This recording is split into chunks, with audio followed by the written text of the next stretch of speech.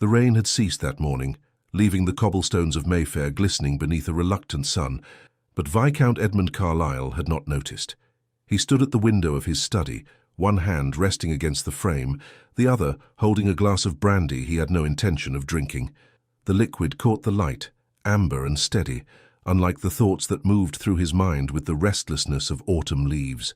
He was 38, possessed of a title that commanded respect, and a fortune that commanded envy. His features were handsome in the severe manner of old aristocratic bloodlines. Dark hair touched with grey at the temples, eyes the colour of winter storms, a mouth accustomed to authority rather than laughter. Society knew him as a man of impeccable judgment, cool disposition and unwavering propriety. What society did not know was that Edmund Carlisle had spent the better part of 2 decades perfecting the art of not feeling, or rather, not allowing what he felt to show. The invitation lay on his desk, cream-coloured and edged in gold. The Duchess of Pemberton's annual ball. He would attend, naturally. Duty required it, and Edmund had built his life upon the foundation of duty. What duty did not require, what duty could not account for, was the peculiar acceleration of his pulse when he considered that Miss Clara Whitmore would also be present. Clara Whitmore. Even her name seemed to contain a sort of music he did not wish to acknowledge. She had appeared in London 3 seasons past. The niece of Lady Ashworth recently arrived from the countryside with little fortune and less pretension. Edmund had noticed her immediately, though he had given himself a dozen reasons why he should not. She possessed neither the dazzling beauty that set the ballrooms alight, nor the calculated charm that marked ambitious debutantes. What she had was something far more dangerous, a quality of genuine warmth, an intelligence that sparkled in her, conversation, and a laugh that seemed to find joy in the world despite having every reason not to. He had observed her at first, with the detached interest one might afford a painting in a gallery, admiration at a distance, safe. But distance, he had discovered, was a difficult thing to maintain when one encountered the same person at every social gathering London offered. She had begun to occupy his thoughts in ways he found profoundly inconvenient. He would find himself listening for her.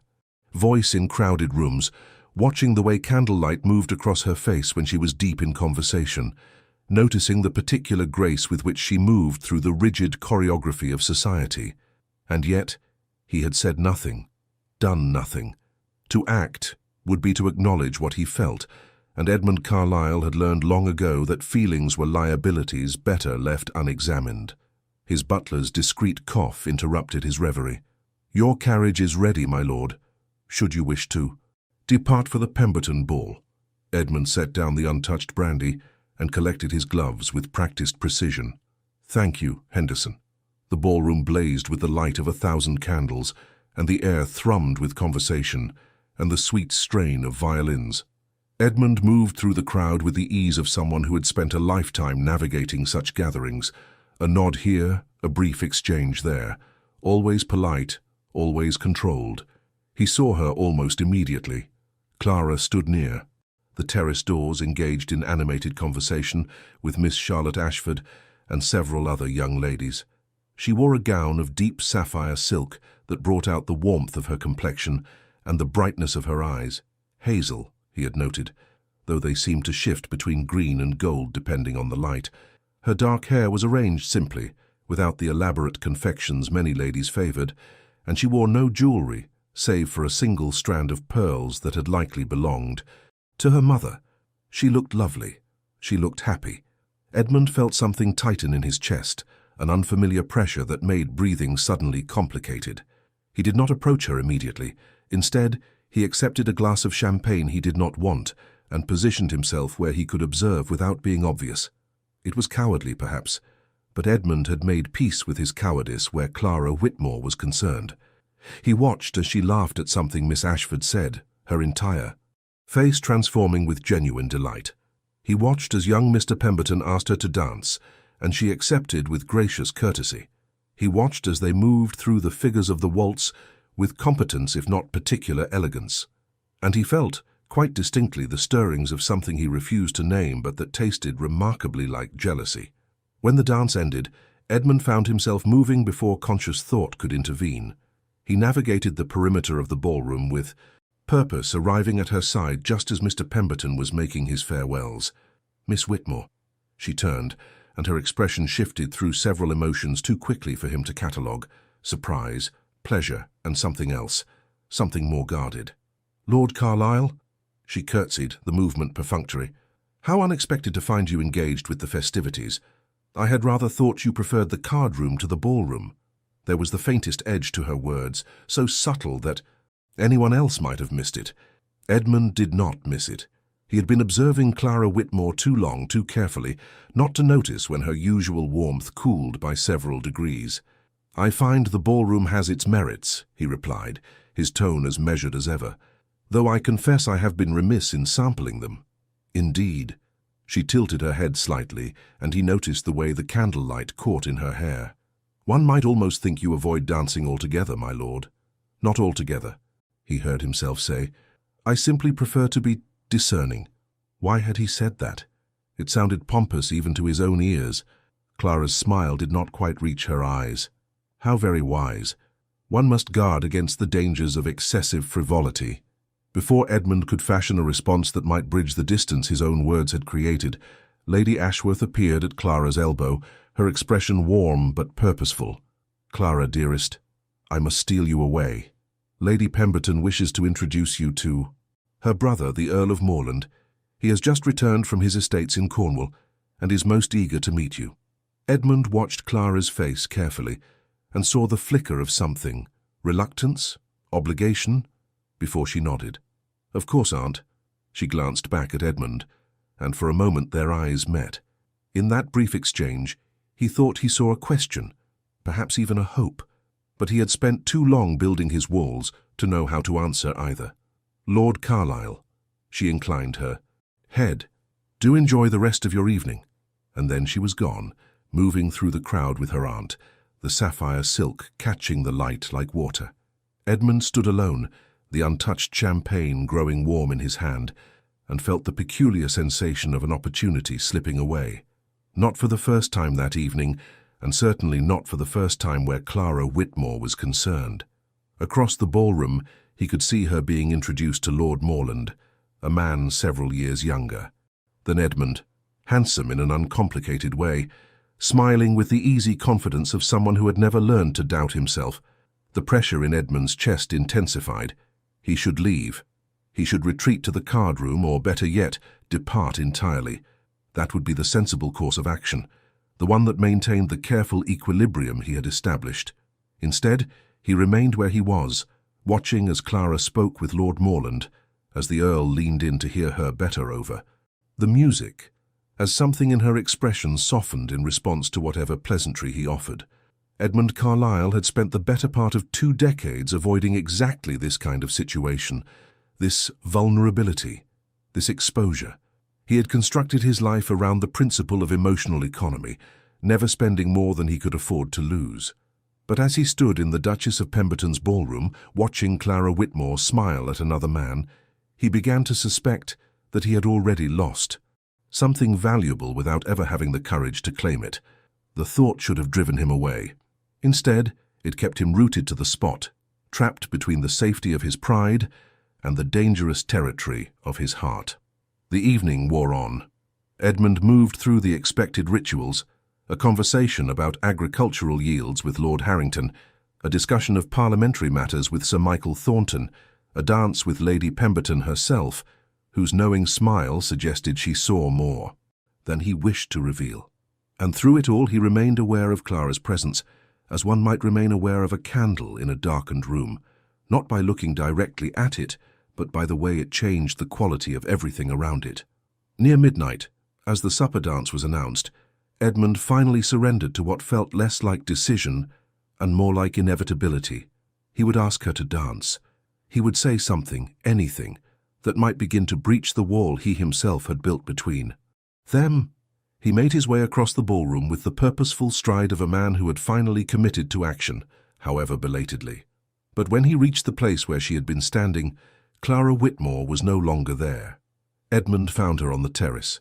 She stood alone beneath the stone balustrade, her shawl pulled close against the evening chill, gazing out at the darkened gardens where lanterns swayed gently in the breeze. The sounds of the ball filtered through the open doors behind. Him, laughter, music, the brittle gaiety of society at play, but here in this small pocket of quiet, the world seemed to contract to just the two of them. She did not turn at his approach, though he was certain she had heard his footsteps. "It grows late," he said, the words inadequate even as he spoke them. "Does it?" Clara's voice was soft, distant. "I confess I had not noticed. The evening has felt rather prolonged." Edmund moved to stand beside her, maintaining the proper distance society required, though every instinct urged him closer. "You are cold, you should return inside." "Perhaps," she continued to look out at the gardens, "or perhaps I simply needed a moment's respite from all that warmth." There was something in her tone, not quite bitterness, but a weariness that struck him with unexpected force. He wanted to ask what troubled her, but the question stuck in his throat. To ask would be to invite intimacy, and intimacy required a vulnerability he had spent years learning to avoid. "Lord Morland seems a pleasant gentleman," he offered instead, hating himself for the cowardice even as the words left his lips. Now she did turn, and in the moonlight her expression was impossible to read. "He is everything pleasant, amiable, courteous, uncomplicated." A pause. "Safe." The word landed between them with peculiar weight. "Safety is not to be dismissed lightly," Edmund said, though he was no longer certain whom he was trying to convince. Clara studied him for a long moment, and he had the uncomfortable sensation of being seen more clearly than he wished.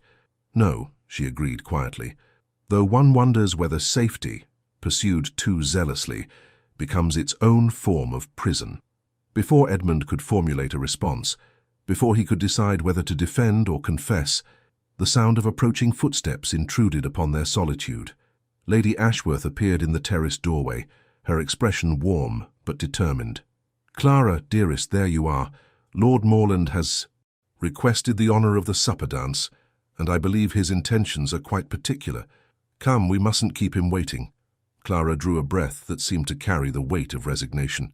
"Of course, Aunt." She turned back to Edmund, offering a slight curtsy. "Lord Carlisle, thank you for the conversation." And then she was gone again, moving past him with a whisper of silk and the faint scent of lavender that would haunt him long after the night had ended. Edmund remained on the terrace, his hands gripping the cold stone of the balustrade, and allowed himself to acknowledge what he had been avoiding for 3 seasons. He had fallen in love with Clara Whitmore, and his silence was killing any chance they might have had.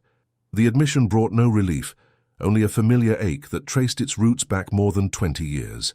The memory came unbidden, as it always did when his carefully constructed defences began to crack. He had been 16, newly arrived at Cambridge, full of the romantic idealism that young men mistake for wisdom. Her name had been Elizabeth Morley, the daughter of a professor, and she had been everything Edmund's young heart believed it wanted: beautiful, vivacious, worldly in ways that dazzled a boy still wet behind the ears. He had loved her with the totality possible only to those who have never been disappointed.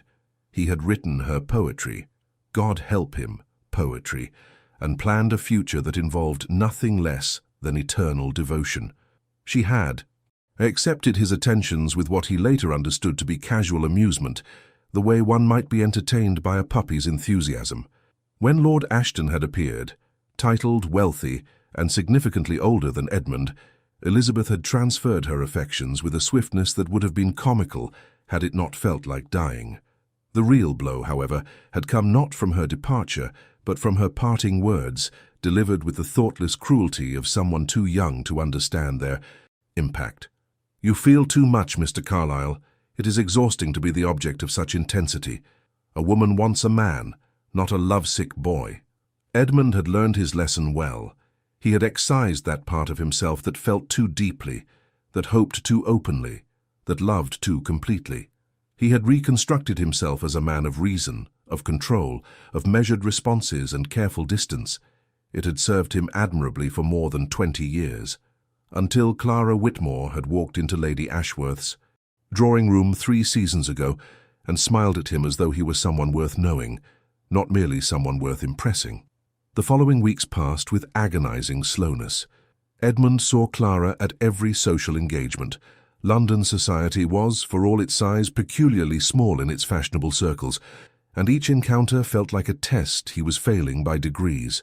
He noticed things he wished he could ignore: the way her laughter had grown more subdued, the increased frequency with which Lord Morland appeared at her side, the careful courtesy with which she now greeted Edmund, as though he had become just another acquaintance whose goodwill required maintenance, but not investment. He told himself it was for the best. Lord Morland was everything Edmund was not: open, uncomplicated, willing to pursue what he wanted without the paralyzing weight of past failures. Clara would be happy with such a man. Safe. That word again. At Lady Hensworth's musicale, Edmund watched from across the room as Clara sat beside Lord Morland, their heads bent together over a programme, and felt something in his chest constrict with such force that he had to excuse himself to the gardens. It was there that Lord Pemberton found him, the Duke's younger son and one of Edmund's few genuine friends. "You look like a man contemplating either murder or suicide," Thomas observed, joining him by the fountain. "Given your general temperament, I'm inclined toward the latter." Edmund did not smile. "Your assessment is characteristically dramatic, and your deflection is characteristically transparent." Thomas lit a cheroot, the ember glowing in the darkness. "This wouldn't have anything to do with Miss Whitmore and my cousin's increasingly obvious courtship?" The confirmation landed like a physical blow, though Edmund's expression did not change. "Lord Morland is pursuing her, then, with the determination of a man who has identified exactly what he wants and sees no reason not to claim it." Thomas exhaled smoke. "He means to offer for her, Edmund, likely within the fortnight. The entire family is already planning the wedding breakfast." Edmund's hands tightened on the edge of the fountain. She could do worse. She could also do better. Thomas's voice was unusually serious. "Morland is pleasant enough, but he doesn't see her, Edmund. Not the way you do. You presume too much. I presume exactly enough, which is why I'm going to say something you won't wish to hear." Thomas turned to face him directly. "Whatever happened to make you this afraid of your own heart, it's time to let it go. Because if you don't act now, you will spend the rest of your life watching Clara Whitmore become Lady Morland, and you will have no one to blame but yourself." Edmund wanted to argue, to dismiss the observation with the cool logic that had served him so well for so long, but standing in Lady Hensworth's gardens, with the sounds of Mozart drifting through the open windows and the knowledge that he was running out of time, the words would not come. "What would I even say to her?" he asked finally, the question emerging raw and unguarded. "The truth." Thomas's smile was gentle. "It's terrifying, I know, but it's also the only thing that might actually work." Edmund did not sleep that night. He sat in his study, watching the candles burn low, and allowed himself to truly examine what he had been avoiding for 3 seasons. He loved Clara Whitmore, loved her intelligence, her warmth, her capacity for joy even in a world designed to crush such things. He loved the way she listened, as though what one said actually mattered, the way she moved through society's absurdities with grace rather than cynicism, the way her presence made him want to be something more than the careful, controlled man he had become. And he had wasted 3 years saying nothing, doing nothing, allowing fear to masquerade as wisdom. The realization should have spurred him to immediate action. Instead, it paralyzed him further. What right did he have to disrupt her life now, when Lord Morland was offering her security, affection, a future unmarred by the shadows of the past? What could Edmund offer except the dubious prospect of a man learning too late how to feel again? By the time dawn broke over Mayfair, he had convinced himself that silence remained the kindest course. It was a decision he would come to regret with every fibre of his being. The Duchess of Richmond's ball arrived with all the splendour London society demanded of such occasions. The Richmond townhouse blazed with light, its ballroom transformed into a bower of white roses and trailing ivy, the air heavy with perfume and ambition. Edmund arrived late, deliberately so. He had told himself he would not attend at all, that witnessing Lord Morland's inevitable courtship of Clara was an exercise in masochism he need not indulge. But duty, that reliable companion, had prevailed, along with something darker he refused to examine too closely. He spotted Clara immediately, as though some part of him was always calibrated to her presence. She stood near the orchestra dais, resplendent in a gown of pale green silk that made her skin luminous in the candlelight. Lord Morland was at her side naturally, his hand hovering proprietarily near her elbow in a gesture that made Edmund's jaw tighten. "You're scowling," Thomas murmured, materializing beside him with 2 glasses of champagne. "It's most unbecoming." Edmund accepted the glass without looking at his friend. "I am not scowling. This is merely my face." "Yes, and your face is scowling." Thomas followed his gaze across the ballroom. "Ah, I see the problem remains unresolved." "There is no problem to resolve." "Of course not, which is why you've been staring at Miss Whitmore with all the subtlety of a Gothic hero contemplating a cliff edge." Edmund finally turned to face him. "Your metaphors grow increasingly alarming. Your situation grows increasingly pathetic." Thomas's usual levity had evaporated, leaving something more serious in its wake. "Edmund, listen to me. Morland intends to propose tonight. My aunt told my mother just this afternoon. He's arranged for a private moment in the conservatory after the supper dance." The champagne glass cracked slightly in Edmund's grip. "I see.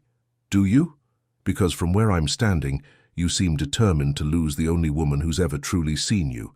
And for what? Pride? Fear? Some misguided notion that you're protecting her from yourself?" Edmund set the damaged glass on a passing servant's tray with excessive care. "You overstep. Someone has to. You're my friend, Edmund, and I'm watching you commit emotional suicide out of some twisted sense of martyrdom." Thomas grasped his shoulder. "Go to her, before it's too late." But Edmund was already moving away, not toward Clara, but toward the card room, that familiar refuge from feelings that had grown too large to contain. He lasted approximately half an hour before the sound of the supper dance being announced drew him back to the ballroom like a moth to flame. The sight that greeted him was precisely what he had feared and, on some masochistic level, sought. Clara dancing with Lord Morland, the Earl's arm around her waist, their movements perfectly synchronized, her expression soft with something that might have been contentment or might have been resignation. Edmund watched from the shadows, his hands clenched behind his back, and felt jealousy, pure, acidic, undeniable, course through him with such force that it left him momentarily breathless. He had no right to this feeling. He had done nothing to earn it, nothing to prevent this outcome. And yet it consumed him nonetheless, this rage at seeing another man hold the woman he loved, this despair at watching her slip away because he had been too cowardly to reach for her. The dance ended. Morland bowed over Clara's hand, lingering. Just a moment too long. He said something that made her smile. A small smile, but genuine, and Edmund felt that smile like a knife between his ribs. Then Morland offered his arm and gestured toward the conservatory doors. Edmund moved without conscious thought, driven by an impulse that bypassed reason entirely. He crossed the ballroom with swift, purposeful strides, aware that he was creating exactly the sort of scene he had spent his entire life avoiding, but no longer caring. He reached Clara just as she was about to accept Morland's arm. "Miss Whitmore." His voice was rougher than he intended. "Might I request a moment of your time?" She turned, startled, and he saw surprise flash across her features, followed by something more complex. "Lord Carlisle, that is, Lord Morland and I were just—" "I am aware of what you were about to do." Edmund's gaze flickered to Morland, whose expression had shifted from genial to wary. "Nevertheless, I must insist. It is a matter of some urgency." Clara's eyes narrowed slightly. "Urgency? My lord, I cannot imagine what—" "Please." The word emerged as barely more than a whisper, and Edmund was dimly aware that he was exposing himself in precisely the way he had always feared. But Thomas's words echoed in his mind, "Before it's too late." For a long moment Clara simply looked at him, her expression unreadable. Then she turned to Morland with an apologetic smile. "My lord, would you excuse me, just for a moment?" Morland's jaw tightened, but he was too much the gentleman to object overtly. "Of course, I shall await you in the conservatory, Miss Whitmore. We have matters to discuss." The emphasis on the final word was clear, and Edmund felt a surge of something primitive that demanded he challenge the statement, the man, the entire situation. Instead, he offered his arm to Clara with studied courtesy. Shall we? She placed her hand on his arm with visible reluctance, and Edmund was acutely aware of the gossip already. Swirling around them, the curious glances, the whispered speculation. He had just made their private drama decidedly public. He led her not to the conservatory, but to the library, a room he knew would be empty during the supper dance. The moment the door closed behind them, Clara pulled her arm from his with barely restrained irritation. "What is the meaning of this, Lord Carlyle? You interrupt what was clearly a private moment, create a spectacle in front of half of London, and drag me to a library for what urgent purpose precisely?" Edmund found himself unable to answer. Now that he had her alone, now that the moment demanded he speak the truths he had been harboring for 3 years, the words stuck in his throat like shards of glass. He stopped, started again. "That is, I wish to... Miss Whitmore, You wish to what?" Her eyes flashed with an emotion he had never seen there before. Anger, yes, but underneath it, something that looked dangerously like hurt. "To exercise your prerogative as a member of the aristocracy? To remind me that my time and my choices exist at the pleasure of men like you?" "No." The word was too loud in the quiet library. "No, that is not... Clara, please listen. Do not call me that." She stepped back, her voice shaking. "You do not have the right to that familiarity, my lord.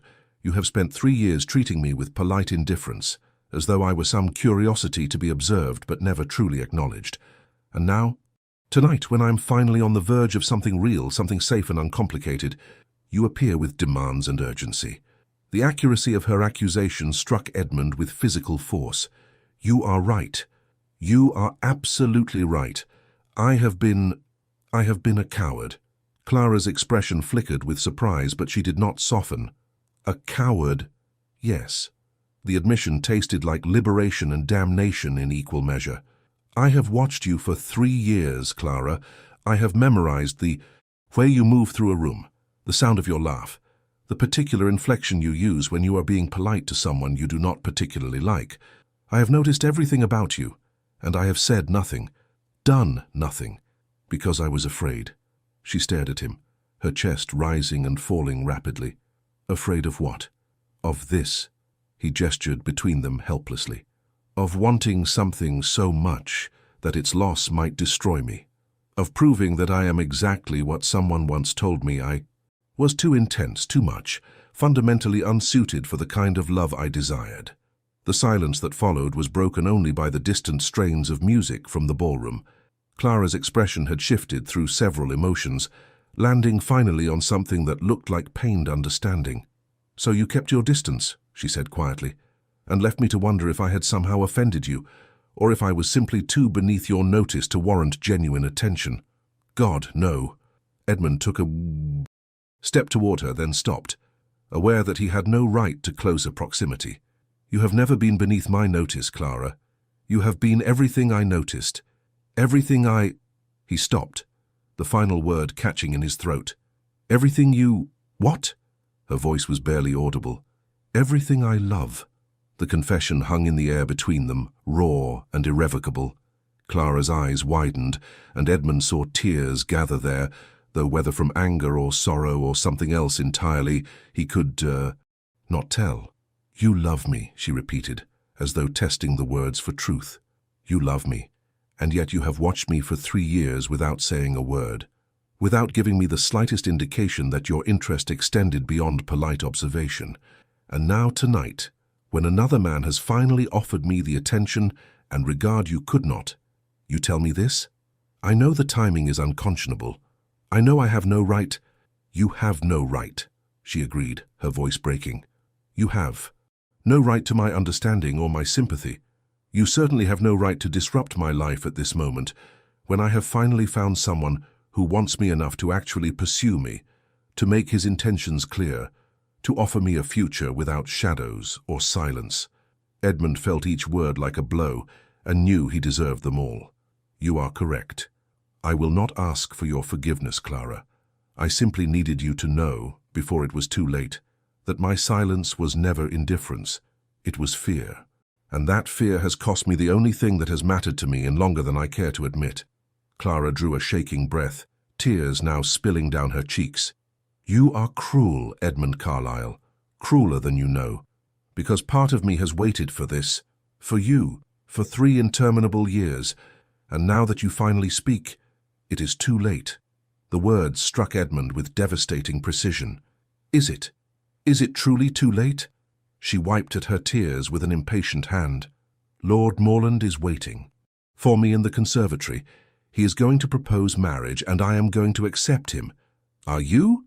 The question emerged more desperately than he intended. "Clara, are you going to accept him because you love him, or because he is safe and I am not?" Her expression crumbled for just a moment, revealing the turmoil beneath her composed exterior. "Does it matter? It matters to me." "Well, perhaps that is the problem, my lord." She moved toward the door, her posture rigid with controlled emotion. "Perhaps what matters to you should have mattered to you 3 years ago, when there was still time to do something about it." She reached for the door handle, then paused without turning back. "I hope you find peace with your choices, Lord Carlisle. I truly do. But I will not, allow your belated courage to dictate mine." And then she was gone, leaving Edmund alone in the library with nothing but the wreckage of his own making and the terrible knowledge that he had finally found. His voice precisely when it no longer mattered. Edmund did not follow her. What would have been the point? He had said everything there was to say, too late and with too little grace. Now he could only wait while Clara made her decision in that conservatory, while Lord Morland offered her everything Edmund had been too frightened to claim. He remained in the library for what might have been minutes or hours. Time had become elastic, unreliable. When he finally emerged, the supper dance had ended, and the ballroom had resumed its usual patterns of sociability. He moved through the crowd like a ghost, seeing everything and registering nothing, searching for a glimpse of green silk that would tell him what he most needed and least wanted to know. He found her near the terrace doors, Lord Morland at her side. The Earl's expression was triumphant in a way that made Edmund's stomach turn. Clara's face was harder to read, composed certainly, but with something brittle beneath the surface, like porcelain under strain. Thomas intercepted him before he could do something foolish. "Don't," his friend said quietly. "Whatever you're thinking, don't. I need to know." "You already know, Edmund. Look at them." He looked and saw what Thomas meant. There was a new awareness in how Morland stood beside Clara, a possessiveness that had been absent before, and on Clara's left hand, barely visible in the candlelight, was something that caught the light with cruel clarity. A ring. The world. Tilted slightly, and Edmund had to concentrate on breathing with deliberate precision. "I'm sorry," Thomas murmured. "I truly am." Edmund said nothing. There was nothing to say.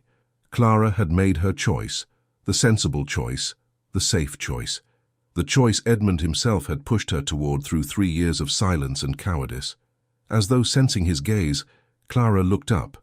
Their eyes met across the ballroom, and in that moment, Edmund saw everything she would not say, the hurt, the resignation, the ghost of what might have been.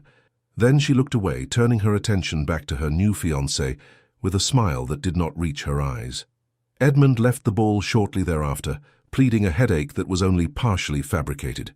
The truth was that remaining in that ballroom, watching Clara begin her new life with another man, felt like a particular species of torture he was not strong enough to endure.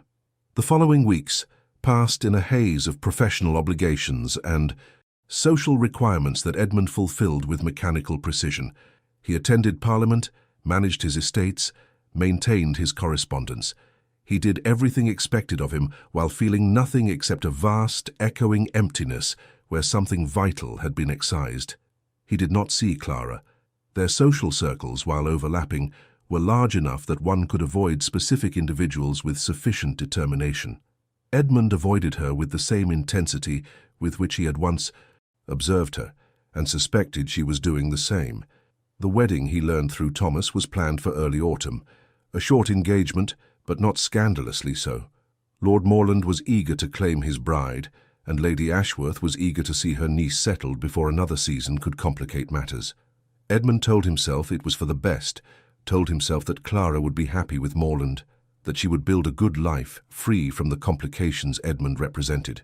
He almost believed it. It was late July when everything changed. Edmund had retreated to his country estate in Hampshire. seeking distance from London and the constant reminders of what he had lost. The house was smaller than Ashford Manor, less grand, but it had been his mother's favourite, and there was a peace here that the London townhouse lacked. He was in the library, ostensibly reviewing estate accounts, but in reality staring at the rain-streaked windows, when Henderson appeared with a visitor's card on a silver tray. "Lady Ashworth, my lord. She apologises for the intrusion, but says the matter is urgent."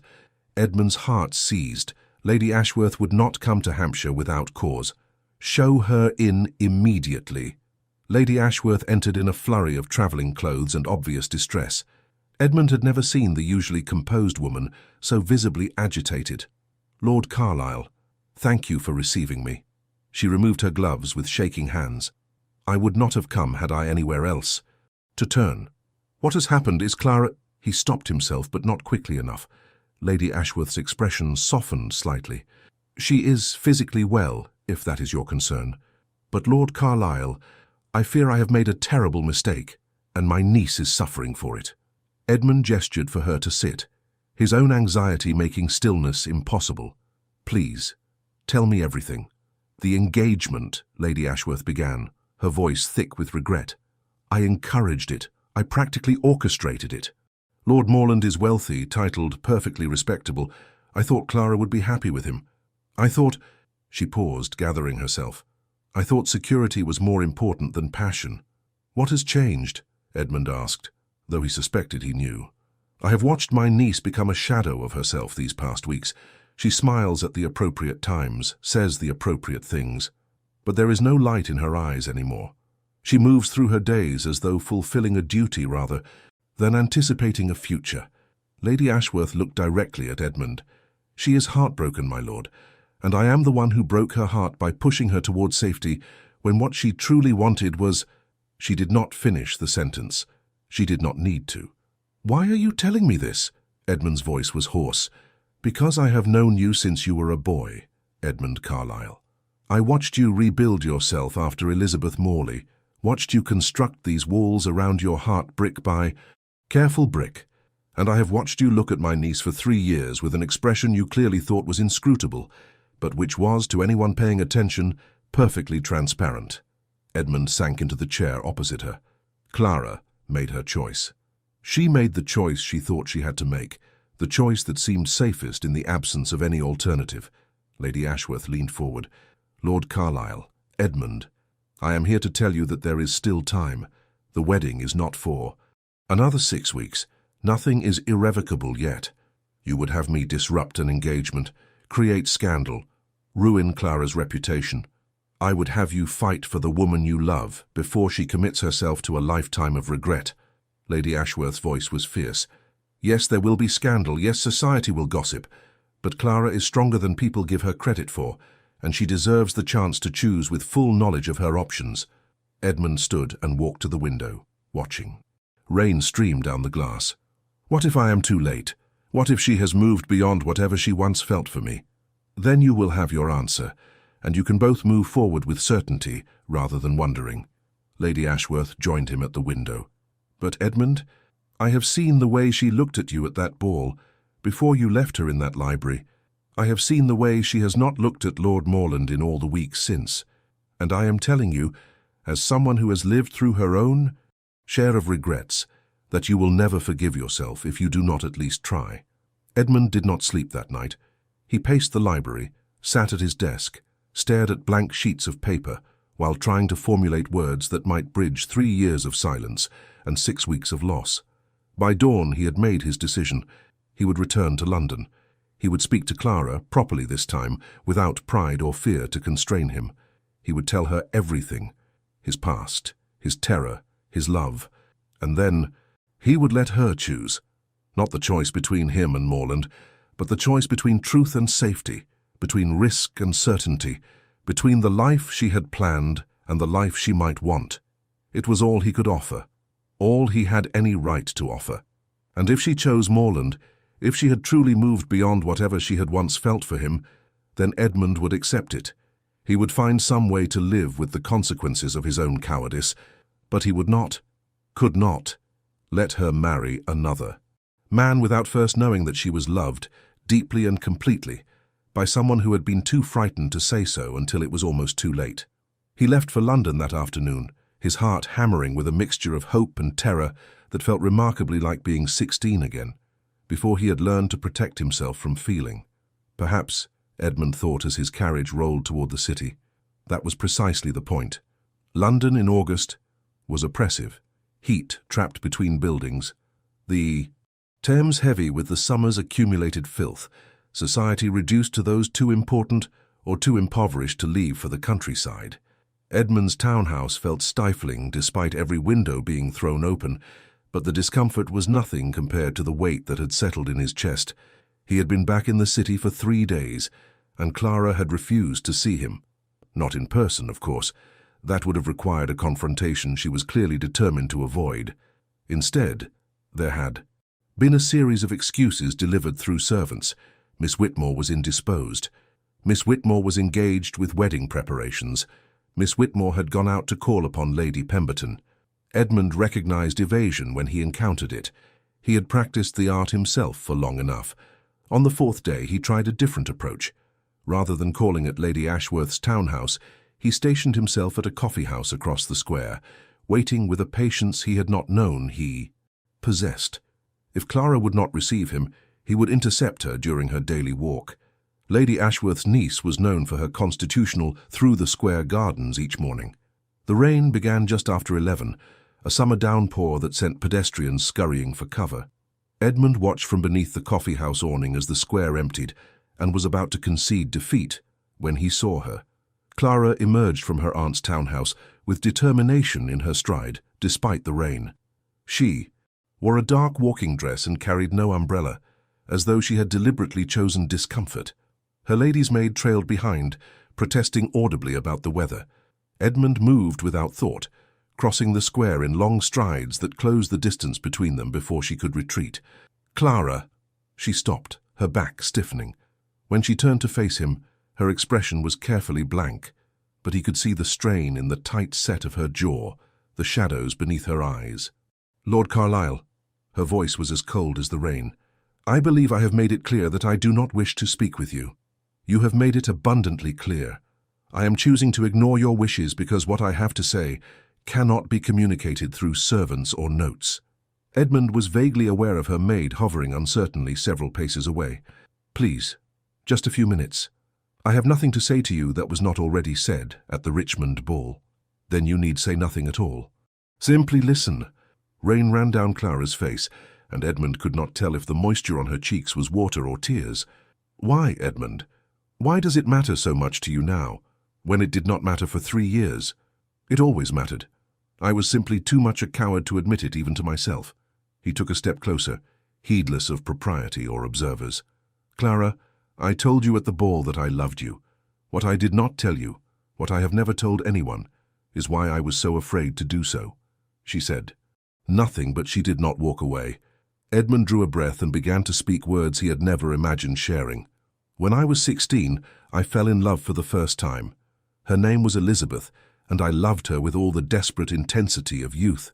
I would have given her anything, my name, my fortune, my entire future. And when she left me for someone wealthier and more titled, she told me that I felt too much, that my intensity was exhausting, that I needed to learn to moderate my emotions if I ever hoped to be worthy of genuine affection. Clara's expression had softened almost imperceptibly. Edmund, I took her words to heart.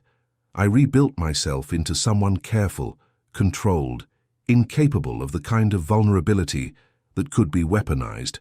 And it worked, Clara. I was safe, I was respected, I was utterly, completely alone. He shook his head, rain streaming down his face. Then you appeared, and for the first time in 20 years, I wanted to feel again, wanted to risk again. But I had spent so long building those walls that I no longer knew how to dismantle them. So you watched, Clara said quietly. You watched, and said nothing, and left me to believe I was simply another curiosity in your carefully controlled world. Yes, and I will regret that cowardice for the rest of my life. Edmund's voice broke slightly. But Clara, I need you to understand something. My silence was never indifference. It was terror. Terror that if I allowed myself to love you openly, You would see what Elizabeth saw. Something too much, too intense, fundamentally unsuited for the kind of partnership I desired. Clara was openly crying now, tears mixing with rain. And you thought keeping me at a distance was kinder than risking that rejection. I thought it was safer for both of us. Edmund wanted desperately to touch her, to wipe away her tears, but he held himself back. I was wrong. About everything. And by the time I found the courage to tell you so, you had moved on to someone who had the strength I lacked. Moved on, Clara repeated, her voice breaking. Is that what you think happened? That I simply transferred my affections from you to Lord Morland with such ease? Did you not? No, Edmund. I did not. She pressed her hands to her face, shoulders shaking. I accepted Lord Morland because he was offering me something you would not. Not love, precisely, but acknowledgement, attention, the promise of a future that did not involve wondering if I was imagining the way someone looked at me across crowded rooms. The admission struck Edmund with devastating force. Clara, and do you know what the worst part is? She lowered her hands, her expression raw with pain. Even now, even engaged to a good man who genuinely wants me, I cannot stop thinking about you. I cannot stop wondering what might have been if you had simply found your courage 3 years ago instead of 3 weeks too late. Edmund felt something crack inside his chest.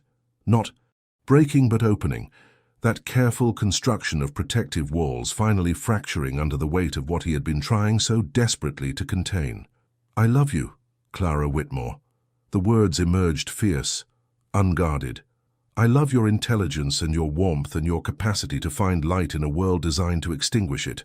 I love the way you listen, as though what people say matters, the way you move through society's absurdities with grace rather than bitterness.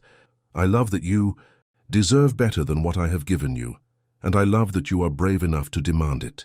He took another step closer, close enough now that he could see the gold flecks in her hazel eyes, the way her breath caught as he continued. And if you tell me that you have truly moved beyond whatever you felt for me, if you tell me that Lord Morland can give you the life you want, then I will accept that. I will attend your wedding and wish you every happiness and spend the rest of my life grateful that I at least had the courage to tell you this before it was too late. But Clara, if there is even the smallest part of you that still— He did not finish the sentence, could not finish it, because Clara had closed the remaining distance between them and kissed him with a desperation that answered every question he had been too afraid to ask.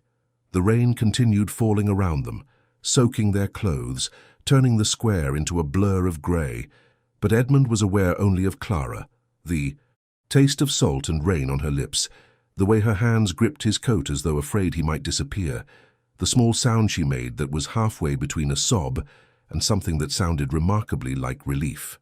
When they finally broke apart, both breathing hard, Clara kept her hands fisted in his coat. "I hate you," she whispered, but there was no venom in it. "I hate that you made me wait so long. I hate that you have complicated everything, and I hate that even knowing all of this, I cannot imagine marrying anyone but you." Edmund cupped her face in his hands, his thumbs brushing away tears he could not distinguish from rain. "Then don't. It is not that simple." She pulled back slightly, though she did not release his coat. "I am engaged, Edmund, to a good man who has done nothing wrong except fail to be you.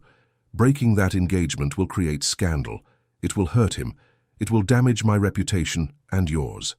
"I know." Edmund held her gaze steadily. "And I am asking you to endure all of that anyway, because the alternative, watching you marry him knowing that I never fought for what we might have, is unbearable." Clara drew a shaking breath. "You are asking me to risk everything on the basis of 3 years of silence and 1 kiss in the rain." "No." Edmund's voice was gentle but certain. "I am asking you to risk everything on the basis of what we both know we could be, if given the chance. And I am promising you that I will spend every remaining day proving that I am worth that risk." For a long moment, Clara simply looked at him, searching his face for something Edmund desperately hoped she would find. Then, slowly, she nodded. "I need time," she said quietly. "I need to speak with Lord Morland, with my aunt. I need to—" She trailed off, overwhelmed. "Take whatever time you require." Edmund forced himself to release her, though it felt like tearing off skin. "I will be here, Clara, for as long as it takes. I am done running from what I feel." She offered him a tremulous smile, the first genuine expression he had seen on her face in weeks. "You are absolutely certain about this? About us? Because if you are not, if there is even the smallest doubt—" "I have never been more certain of anything in my life," Edmund interrupted. "I love you, Clara Whitmore, and whether or not you choose me, that will not change." Clara's smile widened slightly, though tears continued streaming down her face. "Then I suppose I had better go have some very difficult conversations." She turned to leave, then paused and looked back at him, standing alone in the rain-soaked square. "Edmund?" "Yes?" "Thank you for finding your courage, however belatedly."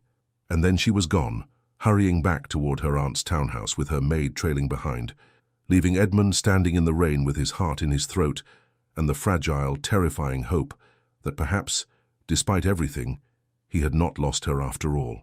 The following week was among the longest of Edmund's life.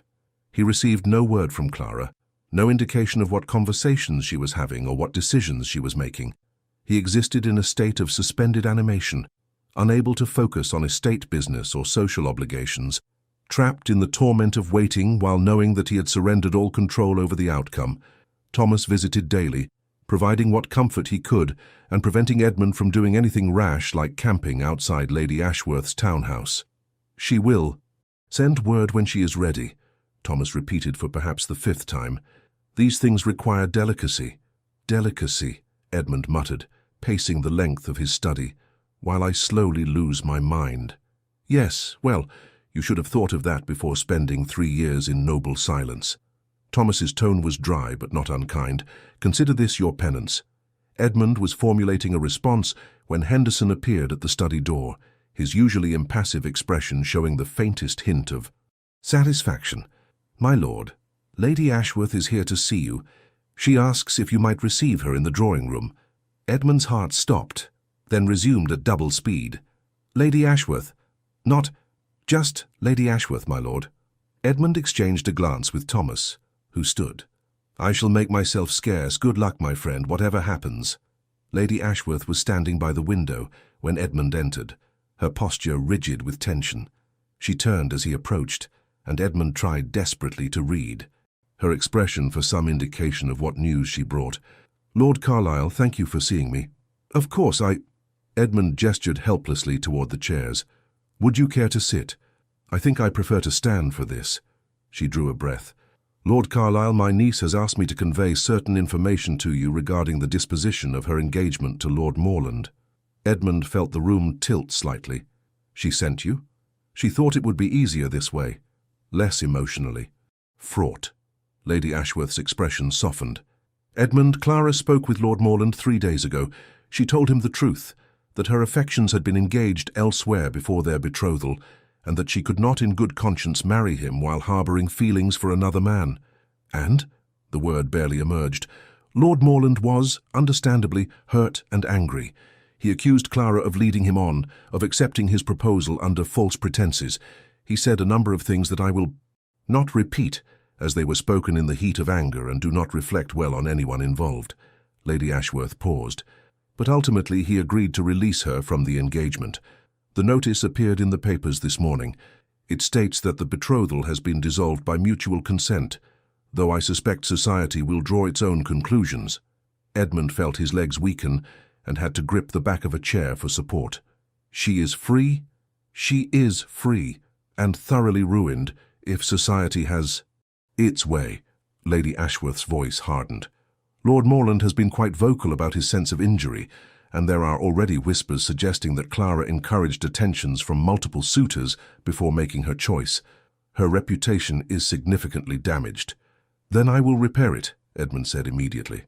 "I will make it clear that—" "Edmund, stop." Lady Ashworth held up a hand. "What Clara needs from you is not public declarations or dramatic gestures.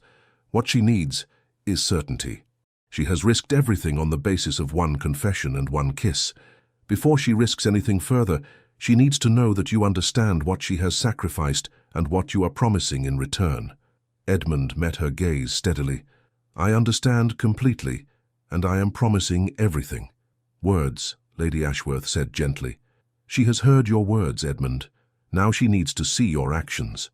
Then tell me what to do. Tell me how to prove that I am not simply caught up in the romance of pursuit, that this is not merely guilt or wounded pride or some combination thereof. I cannot tell you that. No one can. Lady Ashworth moved toward the door, then paused. But Edmund, Clara will be at Lady Morton's ball tomorrow evening. Her first public appearance since the dissolution of the engagement. It will be difficult for her facing society's judgment. She could use a friend. A friend, Edmund repeated, or whatever else you might be, given the opportunity. Lady Ashworth's smile was slight but genuine. Do not disappoint her again, Edmund. She may have found the strength to risk once, but I do not think her heart could survive being broken a second time.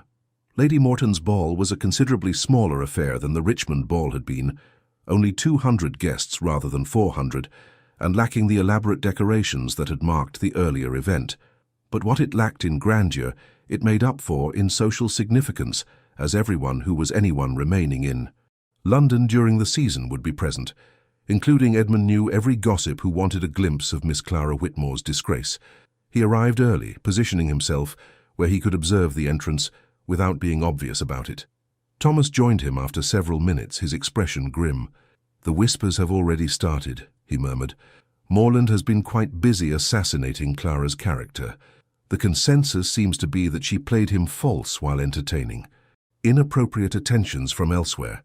Edmund's hands clenched. "I should call him out." "You will do no such thing. A duel would only confirm society's worst suspicions and make everything infinitely worse for Clara." Thomas gripped his shoulder. "The best thing you can do for her is to make it absolutely clear where your affections lie, and let society draw new conclusions." Edmund was about to respond when the crowd near the entrance stirred. He turned and saw Clara ascending the stairs, with Lady Ashworth at her side. She wore a gown of deep burgundy silk that Edmund had never seen before, bold, almost defiant in its richness. Her hair was arranged simply, without ornament, and she wore no jewelry. She looked beautiful and fragile and absolutely terrified, though she held her head high as she entered the ballroom. The whispers intensified. Edmund watched as conversations ceased mid-sentence, as fans snapped open to shield gossiping mouths, as young ladies leaned toward each. Other with barely concealed delight at the spectacle. Clara heard it all. Edmund could see it in the way her shoulders tensed, the slight tremor in her hands as she adjusted her gloves. Lady Ashworth murmured something to her, but Clara shook her head slightly, her expression set with grim determination. Edmund moved before conscious thought could intervene. He crossed the ballroom with purposeful strides, aware that every eye had shifted from Clara to him, aware that what he was about to do would create exactly the sort of scene he had spent his life avoiding. He did not care. He reached Clara just as she was accepting a glass of champagne from a passing footman. Her eyes widened as she saw him approach, and he caught a flash of something that might have been hope, or might have been panic. "Miss Whitmore." He bowed, aware of the complete silence that had fallen over their corner of the ballroom. "Might I have the honor of the next dance?" Clara's hands tightened on the champagne glass. "Lord Carlisle, I am not certain. Please." He held out his hand, steady despite the hammering of his heart. "Allow me to demonstrate that I understand precisely what your courage has cost you, and that I have no intention of letting you face the consequences alone." For an endless moment, she simply looked at him, her expression cycling through uncertainty and something that looked dangerously like longing. Then, slowly, she set down the untouched champagne and placed her hand in his. The whispers exploded into full conversation, but Edmund ignored them all. He led Clara to the center of the ballroom, just as the orchestra began a waltz, and pulled her into his arms with a proprietary certainty that left no room for misinterpretation. "What are you doing?" Clara whispered as they began to move. "Edmund, this will only make the gossip worse. They will say—" "Let them say whatever they wish." His voice was low but fierce. "I am done caring about what society thinks. Clara, I care only about making it abundantly clear to every person in this room that you are not some foolish girl who played two men false, but rather a woman of extraordinary courage who made the difficult choice to follow her heart despite knowing the cost." Clara's eyes filled with tears. "You do not have to do this. You do not have to sacrifice your reputation for mine." I am not sacrificing anything. I am claiming what I should have claimed 3 years ago. Edmund pulled her slightly. Closer, technically improper but well short of scandalous.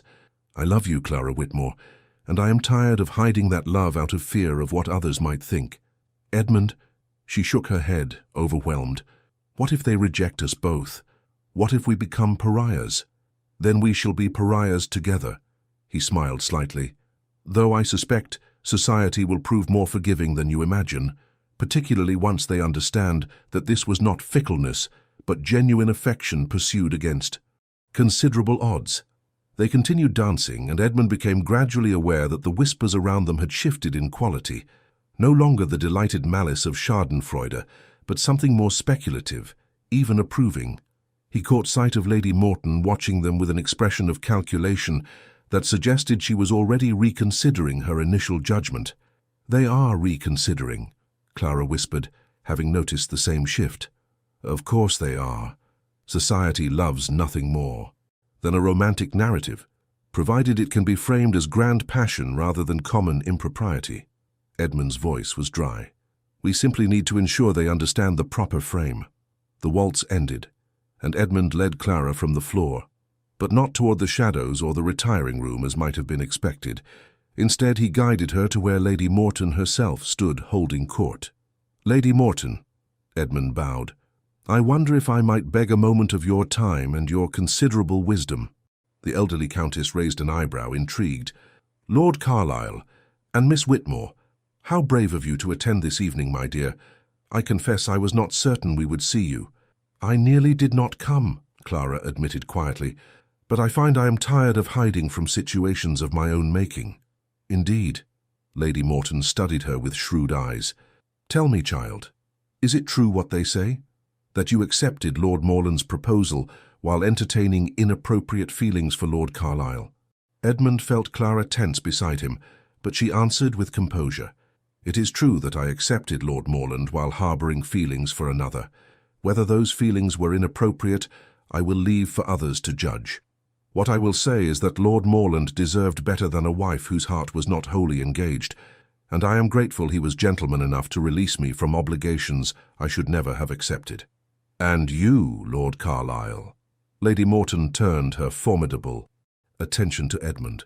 What is your role in this drama? The role of a fool who spent 3 years too afraid to pursue what mattered most. Edmund did not hesitate. I love Miss Whitmore, Lady Morton. I have loved her since she first arrived in London, though I lacked the courage to act upon that love. When she became engaged to Lord Morland, I realized I would rather face society's disapproval than live without her. The Countess was silent for a long moment, her expression unreadable. Then, unexpectedly, she smiled. Well, that is refreshingly honest. She tapped her fan against her palm thoughtfully. Tell me, Lord Carlisle, do you intend to make an honest woman of Miss Whitmore, or are we to expect further complications? Edmund felt his heart stop, then resume at triple speed. This was not how he had envisioned this moment, not the romantic proposal he had begun to construct in his mind. But as he looked at Clara, at the hope dawning in her eyes despite her obvious apprehension, he realized that the setting mattered far less than the substance. He turned to face her fully, taking both her hands in his with complete disregard for propriety. Clara Whitmore, I am aware that I have forfeited any claim to your understanding or your affection through 3 years of cowardice and 6 weeks of timing so poor it borders on farcical. His voice shook slightly, but he continued, I am aware that marrying me will involve considerable scandal, at least initially, and that I am offering you a future considerably less secure than what you might have had with Lord Morland. Edmund, Clara whispered, but he shook his head. But I am also offering you the complete devotion of a man who has finally learned that love is worth any risk, any price, any consequence. I am offering you honesty instead of perfection, presence instead of distance, and a partnership built on the foundation of genuine affection rather than convenient arrangement. He drew a shaking breath. And I'm asking here now in front of witnesses who will hold me accountable should I ever prove unworthy, if you will do me the extraordinary honor of becoming my wife. The silence that followed was absolute. Edmund was aware of dozens of pairs of eyes watching them, of society witnessing his exposure in real time. but he could not bring himself to care. All that mattered was Clara, and the way she was looking at him with an expression of such naked emotion that it made his chest ache. "You are proposing to me," Clara said slowly, as though testing the reality of the moment, "in the middle of Lady Morton's ballroom, surrounded by the very people who have spent the past week destroying my reputation. Yes, you are offering me scandal and uncertainty, and a future that will require us to weather considerable social judgment. Yes, and you believe this is preferable to the safe, comfortable life I might have had with Lord Morland." "I believe," Edmund said quietly, "that safety without love is its own form of prison, and I believe you deserve a life built on more than comfortable resignation." Clara's eyes filled with tears, but she was smiling now, that genuine smile he had memorized 3 years ago. "You are absolutely impossible, Edmund Carlyle. I am aware. You have terrible timing and worse judgment, and you have put me through the most emotionally exhausting 8 weeks of my entire life." "I know. I am—" "Yes," Clara interrupted softly. "My answer is yes." Edmund felt the words hit him with physical force. "Yes? Yes, I will marry you. Yes, I will risk scandal and uncertainty and whatever else society throws at us." Her smile widened, even as tears spilled down her cheeks. "Because you are right, Edmund. Safety without love is a prison, and I would rather spend my life with a man who finally found his courage than with one who never needed to look for it." Edmund pulled her into his arms, propriety be damned, and kissed her in front of Lady Morton and 200 of London's most influential gossips. He kissed her with 3 years of restrained feeling, with weeks of agonized uncertainty, with the profound relief of finally being allowed to love her openly. When they finally broke apart, the ballroom erupted into applause. Genuine applause, not the polite flutter of social obligation, but the warm approval of people witnessing something they recognized as authentically romantic. Lady Morton was positively beaming. "Well," she declared loudly enough to be heard over the applause, "I shall expect an invitation to the wedding, Lord Carlyle. And Miss Whitmore, or should I say the future Viscountess Carlyle, you have my complete support against anyone foolish enough to question your choice." Other voices joined hers, offering congratulations and approval, society rapidly rewriting its narrative from scandalous impropriety to romantic triumph. Edmund kept Clara's hand firmly in his, anchoring her through the sudden reversal of fortune, and felt something in his chest expand with the realization that they had done it. They had risked everything, and they had won. Much later, after the ball had ended, and he had finally, reluctantly, returned Clara to Lady Ashworth's care, with promises to call upon her properly the following morning, Edmund found himself back in his study with Thomas, who had appeared with brandy and a knowing smile. "So," Thomas said, settling into his usual chair, "you proposed in the middle of a ballroom in front of half of London to a woman whose engagement you broke up less than a week ago. I have to say, Edmund, your commitment to creating maximum drama is truly impressive for someone who spent the last 3 years perfecting emotional restraint." Edmund accepted the brandy, allowing himself a slight smile. It seemed appropriate. It was either brilliant or completely mad, possibly both. Thomas raised his glass. "To Clara, who somehow saw past your magnificently incompetent courtship to the man beneath." "To Clara," Edmund agreed quietly, "who had considerably more courage than I did, and who deserved far better than what I gave her. Yes, well, you have the rest of your life to make up for it." Thomas's expression grew serious. "You understand that there will still be whispers, that some of society will never quite forgive either of you for the scandal." "I understand. I also find I no longer care." Edmund stared into his brandy, watching the light catch in the pie. Amber liquid. "For 3 years I allowed fear to dictate my actions.